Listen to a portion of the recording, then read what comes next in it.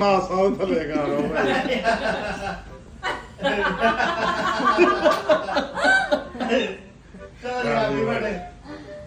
Guys आज पता है आपको क्या है?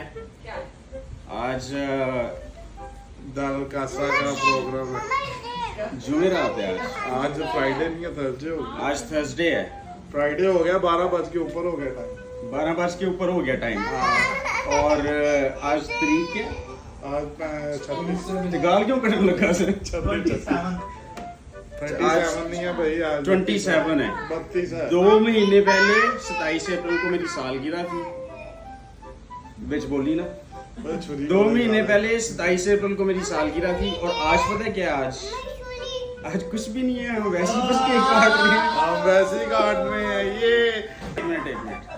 अच्छा, लेकिन फिर भी आप सब हैप्पी बर्थडे वाला सॉन्ग गा सकते हैं ताकि मुझे सालगिरह की फीलिंग आए। चलो happy birthday to you, happy birthday to you, happy birthday dear Manisha, happy birthday to you.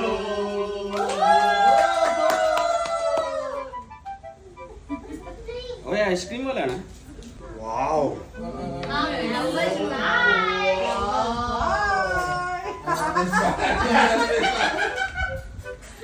Wow wow Elvis वाह